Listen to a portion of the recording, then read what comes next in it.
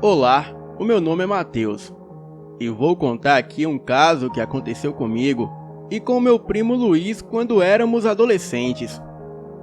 E tudo que vou contar aqui é verídico, e tudo aconteceu conforme será relatado.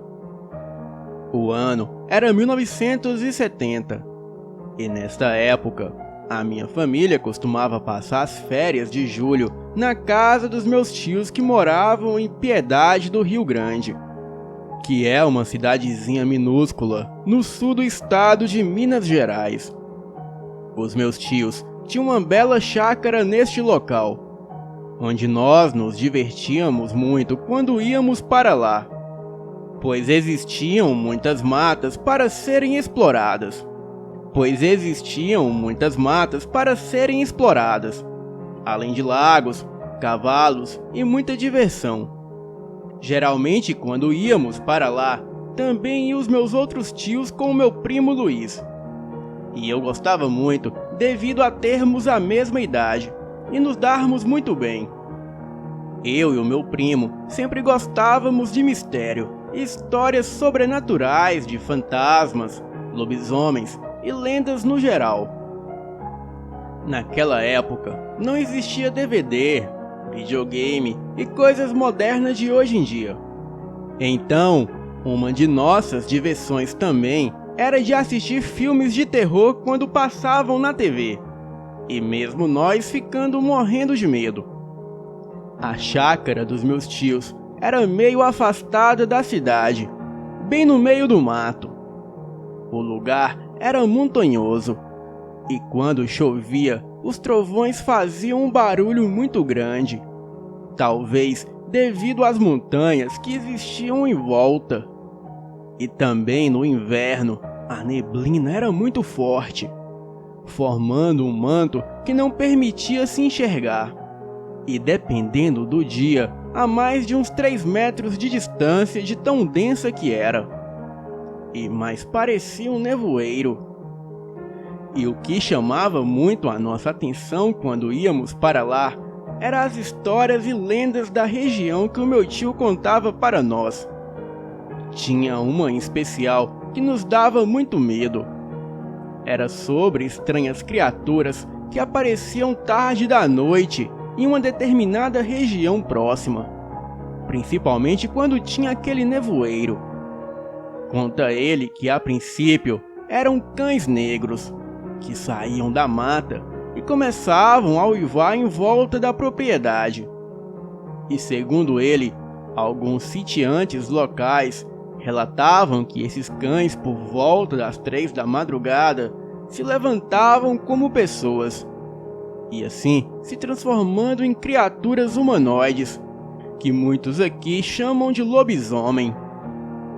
O meu tio também contava que em noites com neblina densa, naquela região, pessoas relatavam que avistavam estranhas criaturas surgirem como vultos saindo da neblina, fazendo um barulho estranho como grunhidos, uivos, urros, e então perseguindo aqueles que estivessem próximos.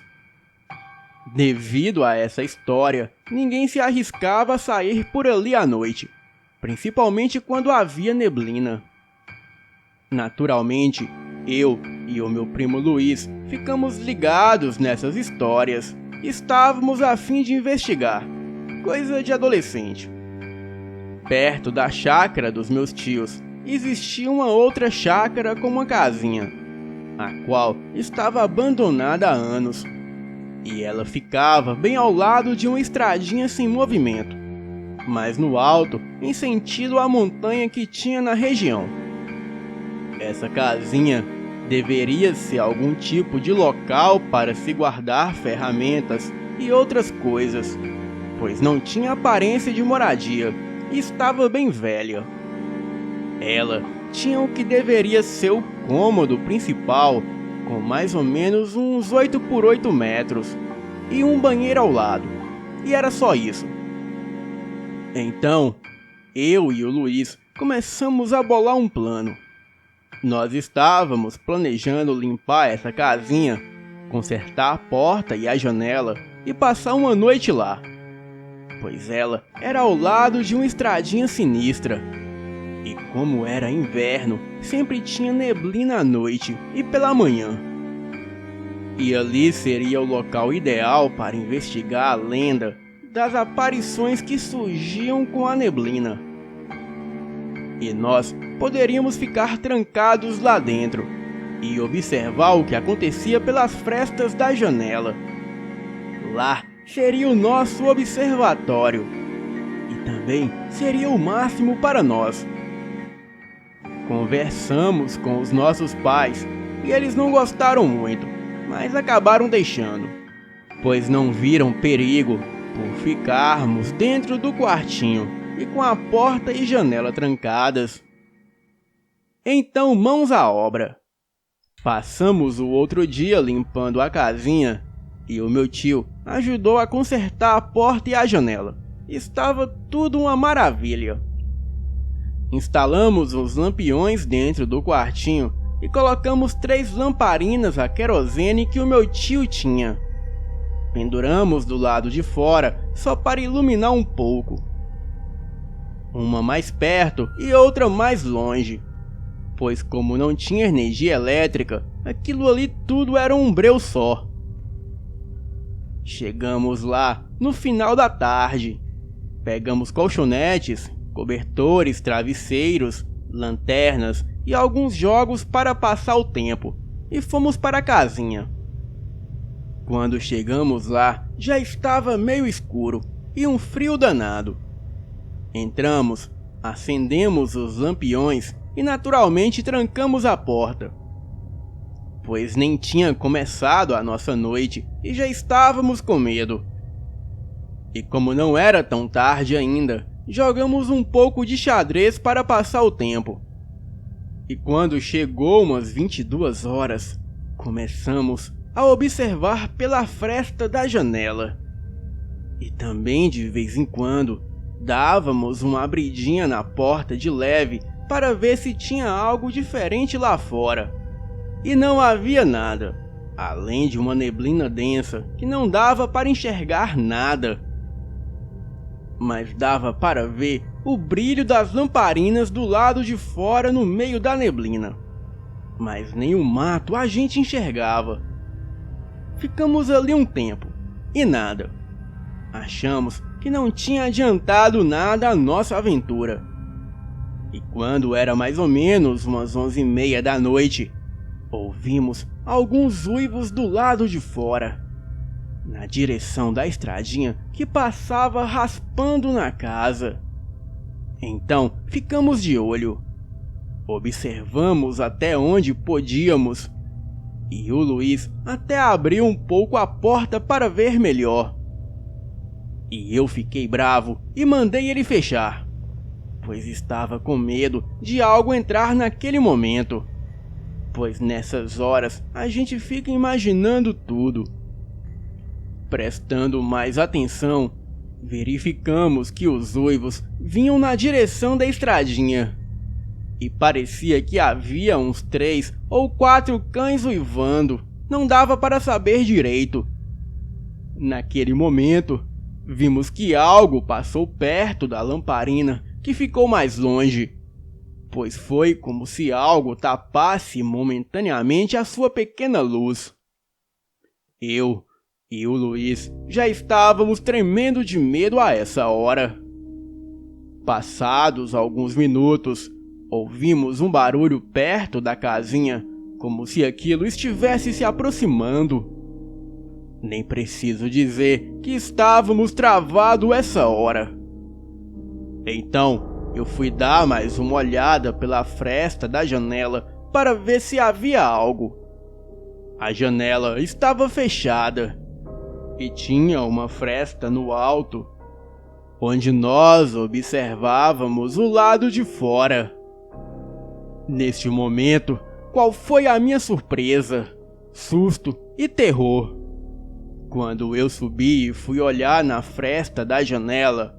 Eu vi 2 olhos vermelhos como fogo olhando de perto e diretamente na fresta, como se estivesse esperando alguém chegar ali para dar uma espiada. Era como se soubesse que estávamos lá e que estávamos observando o lado de fora justamente daquela pequena fresta. E essa fresta da janela era meio escondida e não dava para saber que tinha alguém ali olhando. E quando vi aquilo, eu dei um grito e pulei e caí para trás. O Luiz perguntou o que foi e eu contei o que havia visto e ele ficou apavorado. Nós não sabíamos o que fazer. E foi quando, para piorar, aquilo começou a dar murros na porta, tipo forçando para entrar. E enquanto aquilo dava murros na porta, outra criatura fungava por debaixo da mesma. Nisso, o Luiz começou a chorar, e eu também, pois ficamos desesperados. Ainda bem que o meu tio tinha colocado uma tranca reforçada por dentro para travar a porta. E seja lá o que tinha lá fora batia com tanta força na porta que saía até poeira da parede. E pensávamos que aquilo derrubaria a porta. E não demorou muito tempo e percebemos vários socos contra a porta, como se fossem várias pessoas batendo ao mesmo tempo. E nós estávamos desesperados lá dentro e não havia por onde fugir, pois se saíssemos pela janela, não sabíamos o que nos esperaria lá fora. Então o que restou foi ficar ali e rezar. Aquelas batidas na porta duraram alguns minutos e em seguida pararam, continuando assim só os fungados por debaixo da porta, mas logo também pararam. Em seguida, as batidas começaram na janela, mesmo ela sendo mais alta. Ficamos ali naquela cena de horror, chorando os dois. E depois de algum tempo, as batidas pararam e escutamos o barulho de algo rosnar se afastando e logo veio o silêncio. Ficamos ali aguardando e depois de um tempo eu, com muito medo, dei mais uma olhada pela fresta da janela e graças a Deus não havia mais nada lá. Ficamos atentos para ver se aquilo voltaria, mas graças a Deus isso não aconteceu. Foi ficando mais tarde e eu não sei que horas, mas acabamos pegando no sono. E quando chegou de manhã, demos mais uma olhada e devagarinho abrimos a porta e saímos sorrateiros para observar. E notamos que havia várias pegadas do que parecia ser um animal grande.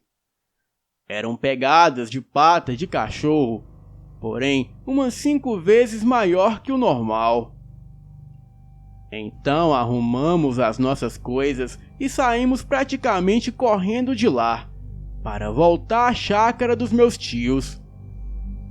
Chegando lá, contamos o que tinha acontecido, e todos ficaram espantados, mas mesmo assim, meio que não acreditando. Então, os meus tios resolveram ir conosco lá na casinha para verificar as pegadas em volta da qual falamos. E chegando lá, todos viram que as pegadas eram de tamanho de pés humanos e ficaram pensativos. Então, começaram a procurar algo a mais de estranho. E foi quando meu tio observou perto da janela, e ali havia um tufo negro de pelo que fedia queimado e carniça. E também a janela estava arranhada como se algo com longas garras tivesse feito aquilo. Os meus tios se espantaram e ficaram assustados, pois não conheciam aquele tipo de pegada. E nunca tinham visto algo igual como aquele tufo de pelos. E também, qual animal poderia ter arranhado a janela daquela forma? como se tivesse passado uma faca na madeira. Também na porta e na janela havia marcas de algo que havia dado socos ou batidas. Pena que não tiramos foto para mostrar, pois naquela época não existia a facilidade de tirar fotografia que tem nos dias de hoje. E quando todos viram aquelas evidências de que algo sobrenatural esteve ali, ficaram espantados e acabaram acreditando na gente. Nós, até os dias de hoje, não sabemos o que eram aquelas coisas que surgiram à noite e sabiam exatamente onde estávamos e onde estávamos observando. E também não sabemos se foi a neblina que trouxe aquelas criaturas que acreditamos ser uma matilha de cães das trevas. De fato, não sabemos o que aquilo queria com a gente, mas é melhor nem saber, pois o preço poderia ter sido alto. Depois desse dia, nós nunca mais duvidamos de lendas, histórias e do sobrenatural, pois vivemos a nossa própria experiência e foi terrível. Por isso, se algum dia vocês desejarem observar algo anormal, algum fenômeno sobrenatural ou estranho, cuidado, pois as coisas poderão se inverter e saírem do controle. E quem poderá ser observado será você. Depois de estudar um pouco sobre o assunto, eu tenho uma hipótese, pois uma lenda nórdica fala de uma suposta matilha de lobos do submundo comandados por Fenrir. Fenrir é bem semelhante ao Cerberus, é o guardião do inferno. E essa sua matilha emerge do submundo por um denso nevoeiro. E então eles saem à procura de humanos para se alimentarem de suas carnes, e em seguida levando as suas almas para Niflheim, o inferno nórdico. Bem, toda lenda tem um pouco de verdade, então acredito que aquelas coisas sejam uma alcateia de lobisomens que vivem escondida nesses interiores brabo e se passam por cães e lobos para não serem notados por pessoas. Boa noite.